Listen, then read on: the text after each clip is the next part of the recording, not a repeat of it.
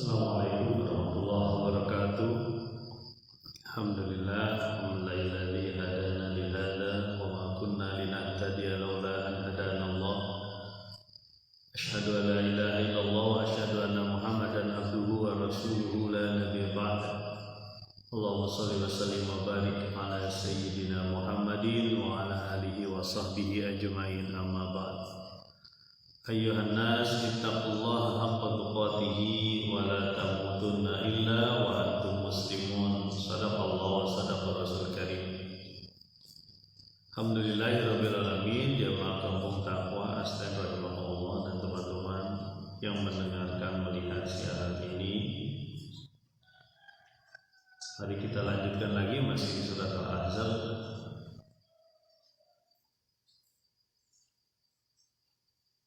Kemarin kita sampaikan satu perintah dari Allah Subhanahu wa Ta'ala untuk salah satunya mencegah gangguan dari orang-orang yang mengganggu kepada kaum muslimah, yaitu memakai jilbab. Dua hal yang menjadi hikmah diantaranya adalah menjadi dikenali sebagai wanita muslimah, yang kedua dia tidak diganggu atau merasa aman. Perintah dari Allah agar memakaikan jilbab kepada istri-istri Nabi, termasuk istri kaum mukminin atau mukminat, termasuk kepada anak-anak perempuan. Mari kita lanjutkan di ayat yang ke-60 surat Al-Ahzab. Bismillahirrahmanirrahim. La illam yantahil munafiquna walladzina fi qulubihim marad wal murjifuna fil madinah lanughriyannaka bihim thumma la yujawirunaka fiha. Jika mereka tidak menahan diri, yaitu orang-orang munafik dan orang-orang yang ada penyakit di dalam hatinya, dan orang-orang yang menyebarkan fitnah di Madinah, pasti akan diperintahkan kepada Nabi, yaitu untuk memerangi mereka. Lalu mereka tidak menjadi tetangga Nabi kecuali hanya sebentar saja. Nah, ayat ini adalah ancaman yang keras yang disampaikan oleh Allah Subhanahu wa Ta'ala kepada orang-orang yang pengganggu kaum muslimin. Orang-orang yang kemarin kita sudah sampaikan mengganggu kaum muslimah juga, bahkan mengganggu keluarga Nabi, menyebarkan berita-berita fitnah. Kalau mereka tidak menahan diri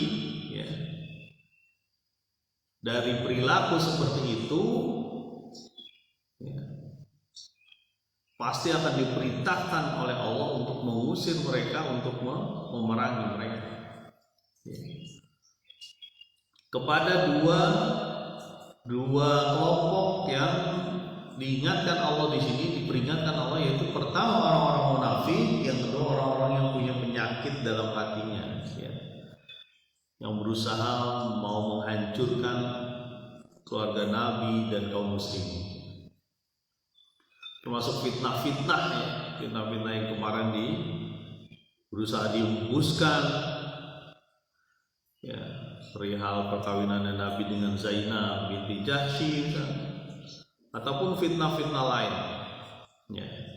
Dan kita tahu kedudukan kaum muslimin pada saat itu begitu kuat ketika pengusiran Bani Quraisyah kemarin. Nah, orang-orang munafik dan yang berpenyakit hatinya ini bakal dibikin seperti itu jika dia tidak menahan diri. Nah, ini ancaman dari Allah. Jadi bisa kita bayangkan pada saat itu seluruh kekuasaan di Madinah setelah pengusiran Bani Quraisyah ini berada mutlak di tangan Nabi. Ya. Semua kekuasaan mutlak di tangan Nabi dan tidak ada yang mengganggu lagi. Ya. Kalaupun orang munafik dan orang-orang yang hatinya berpenyakit ini menyebarkan fitnah dan sebagainya, nggak berani terang-terangan dia.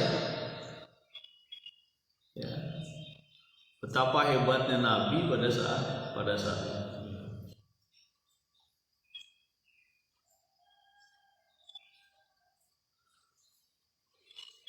Jamaah kamu tanpa astain rahimahullah dan siapapun teman-teman yang mendengarkan siaran ini, ya.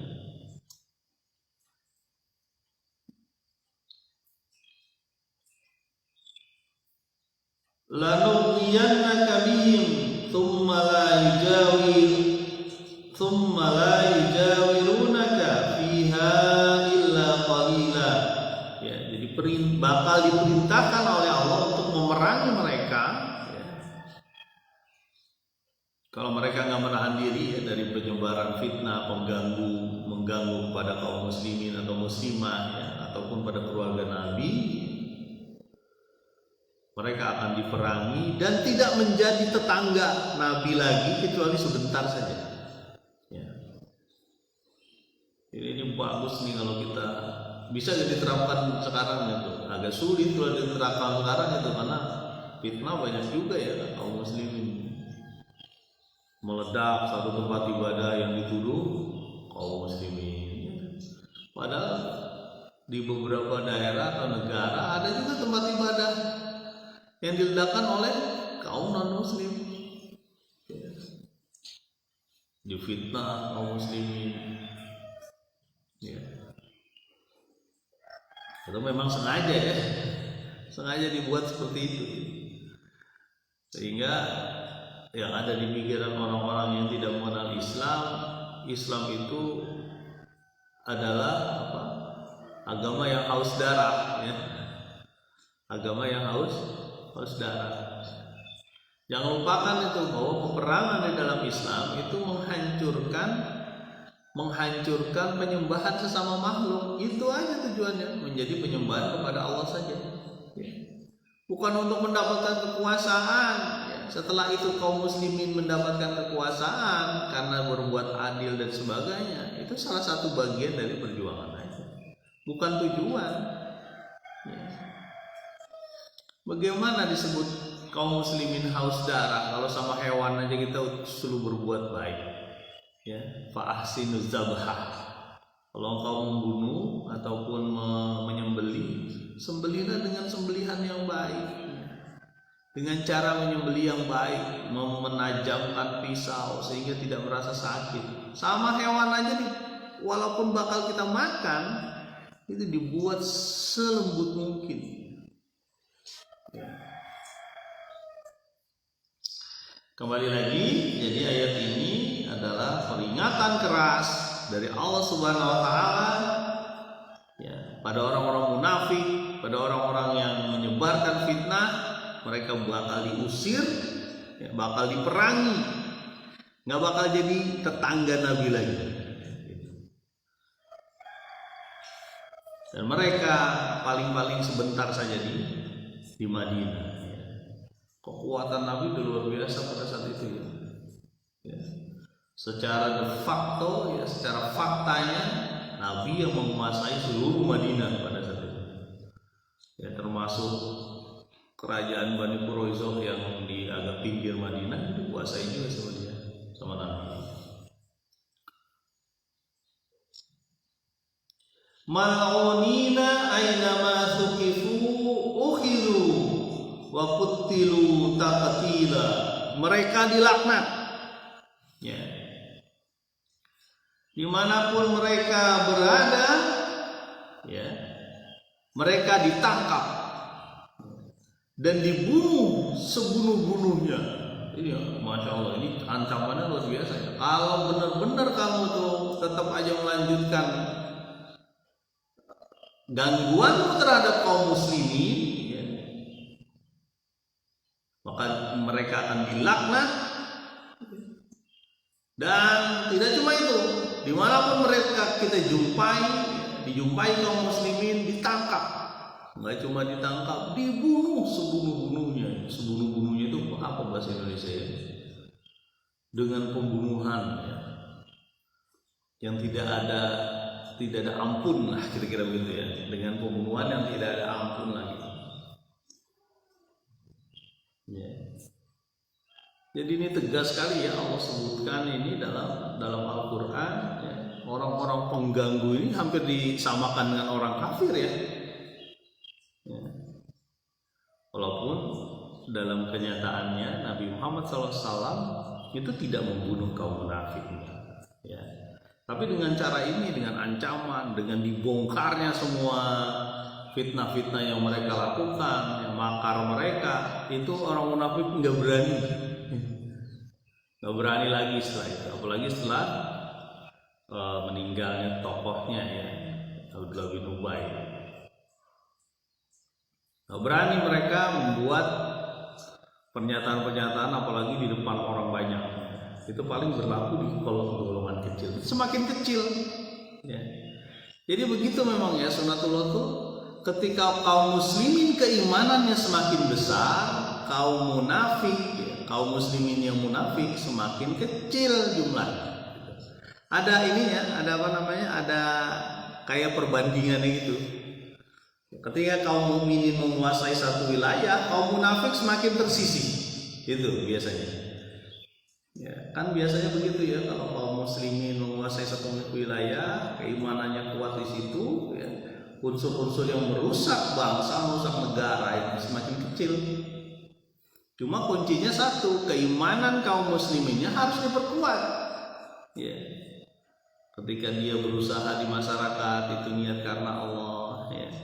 Berusaha membantu pun berniat karena Allah, bukan karena menampilkan diri pribadi gitu ya. Jadi itu ada semacam hukum tak tertulis ya.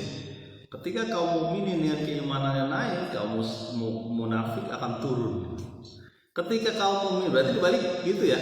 Ketika kaum mukminin keimanannya turun, kaum munafik mulai naik ke atas, bahkan bisa menguasai posisi-posisi penting dalam satu negara. Kalau keimanan kaum mukminin turun. Ya. Makanya jangan aneh kalau posisi-posisi penting satu negara dikuasai oleh orang-orang munafik, semakin rusak kaum mukminin. Mungkin pajak jadi tambah terus ya, iuran ini, iuran itu.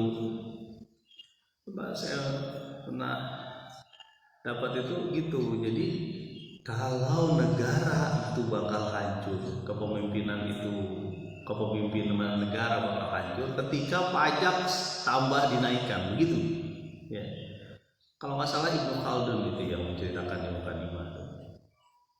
Artinya ciri-ciri negara ini brengsek, rusak, itu adalah pajaknya dinaikkan. Nggak cuma pajak, mungkin listrik, mungkin apa, macam-macam lah. Iuran-iuran warga itu dinaikkan semua. Ya. Kenapa dinaikkan? Karena biasanya pemimpin-pemimpinnya buruk, menuruti hawa nafsu. Yang namanya hawa nafsu kan nggak pernah habis. Ya. Uangnya jadi kurang terus kan? Karena menuruti hawa nafsu, uangnya jadi kurang terus. Yang paling gampang Anda menaikkan pajak. Pajak aja dinaikkan gitu, biar pundi-pundi uangnya banyak masuk ke penguasa ya. Jadi ini penting bagi kita, kawan-kawan kaum muslimin, menguatkan keimanan sehingga tidak memilih orang-orang yang brengsek ya, yang cuma datang pada waktu pemilihan ya, sementara tidak ada kontribusinya, atau tidak ada pengaruhnya sebelum pemilihan misalnya. Kadang-kadang begitu sih, kita manusia nih, sebagian dari kita tuh masih pragmatis ya kalau tadi begitu. Nyari yang untungnya doang walaupun sebentar, lalu diinjek-injek selama sekian tahun. Ya. Makanya sering saya sampaikan, lihat dulu orangnya siapa, lihat dulu partainya kayak apa. Kalau misalnya pemilihan di demokrasi ya. Jangan sembarangan, jangan dengan gampang dikasih uang 50.000, nanti kalau udah dicoblos tambahin lagi 100.000 jadi 150.000, masya Allah. Haram atau halal pak yang kayak gitu? Ente bisa nilai sendiri. Ya. Memilih pemimpin yang buruk, pemimpin yang zalim, yang bakal menzalimi dia dan keluarganya. bertahun-tahun ke depan. Ini kita harus benerin. Makanya demokrasi di Indonesia itu ya harus disadarkan, demokrasinya demokrasi benar, walaupun demokrasi buatan manusia ya, demokrasi pun buatan manusia. Kembali lagi, mal'unina aina ma suqifu ukhilu wa qutilu taqtila. Mereka dilaknat dimanapun dia berada, ditangkap dimanapun mereka berada, dibunuh dengan tanpa ampun. Ya.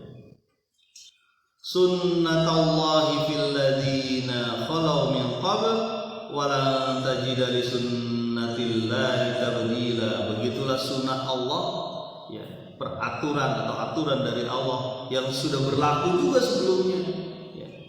Dan tidak adalah yang dapat mengubah sunnah Allah, ya. Tidak dapat mengubah aturan-aturan dari Allah. Ketika Allah sudah perintahkan untuk menghancurkan orang-orang seperti ini, habis. Ya. Oh, ini ancaman, kalau bahasa kita apa ya? Kamu melakukan kayak gitu lagi, lewat Anda gitu.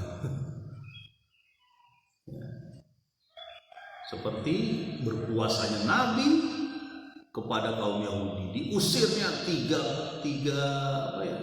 tiga suku Yahudi di Madinah. Dan suku Yahudi di Madinah itu suku-suku terhormat pada saat itu, karena dia menguasai ekonomi ya pakai riba. Yang menguasai ekonomi pakai riba itu Yahudi. Yang biasa makan riba itu sebenarnya ngikutin Yahudi itu. Naudzubillah. Masih ada ya di kampung kita yang makan riba ya? Ada barbar cuma ngomong-ngomong aja. Kita istighfar. Ya, apa yang dimasukkan ke kemana? Ke perut anak-anak kita dari hal yang kayak gitu coba. Bagaimana anak kita mendoakan kita, termasuk kita sendiri, ya. Kan tidak diterima tuh ibadah. Kalau tidak diterima ibadah, saya nggak usah ibadah. Wah, tambah parah. Ya. Jadi Yahudi waktu itu menguasai Madinah dengan riba, dengan tambahan, dengan bunga lah biar gampang lah ngomongnya. Bunga macam-macam ya, jadi bunga tanaman ya. Makanya disebutnya manis bunga gitu ya. Padahal itu menjerat ya, diharamkan.